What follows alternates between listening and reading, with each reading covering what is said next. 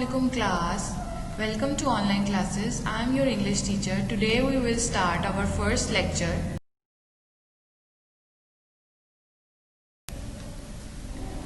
Today we will start Grammar Skills Unit 16, Expressing Future Time.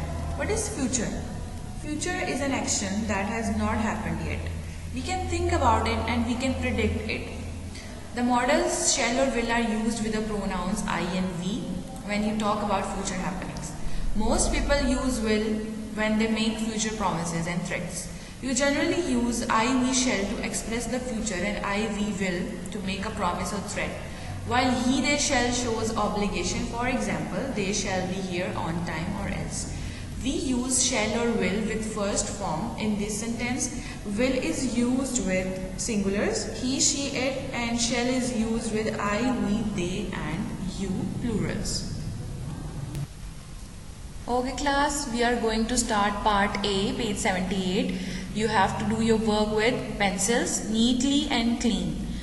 Okay, predict what speaker will say in each of the situations. Use will or shall plus verb in your answers. Then decide if it is a promise, threat or simple expression of a future action. The first one is done for you.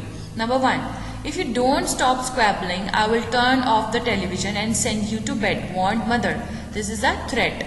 Number 2. To make sure our team wins the final, we shall train every day before the match.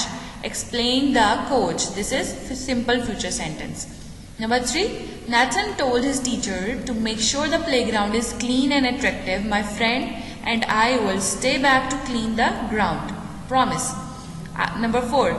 I know smoking is bad for my health, so I will cut down and try to stop it. Promised Mr. Brown. Promise.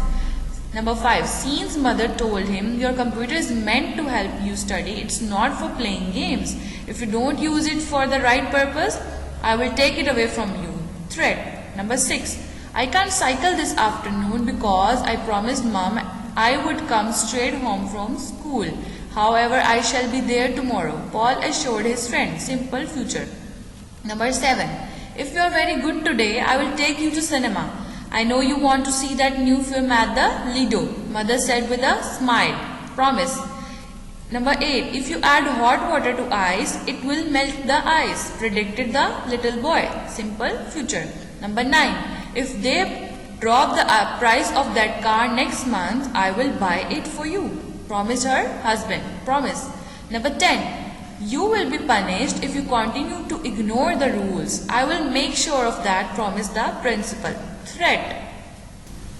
Now we will start our next exercise, part B, page 79. You can use about to plus verb when you talk about an action that will happen in the immediate or near future. Read the following situations and complete this last sentence using about to describe an action that will happen in the immediate future. The first one is done for you. Number 1. Anne has completed her homework and has placed it in her school bag. She has turned off the television, brushed her teeth and put on her pajamas. She is about to go to bed. Number 2. Dr. Kamal has said goodbye to his wife and children, picked up his briefcase and opened the car door. He is about to go to hospital. Now we will make new sentences by adding about to in each sentence. Okay. Number 3. The passengers have fastened their safety belts, the attendants are seated, the plane has taxied to the runway and the engines are revving. They are about to take off. Number 4. Tom is walking towards the court. He has a tennis racket in his hand and a bottle of water and some new balls in his sports bag. He is about to play tennis. Number 5. Mr. and Mrs. Green are dressed in their best clothes. Mr. Green has theatre tickets. A taxi has just turned into their driveway. They are about to watch a theatre. Number 6. Mr. Martin has printed off the agenda, picked up his files and told his secretary to take in many messages. He enters the boardroom. He is about to hold a meeting. Number 7. The children have packed the sandwiches, drinks, a tent and a blanket. They have insect repellent and a camera. They are about to go for camping. Number 8.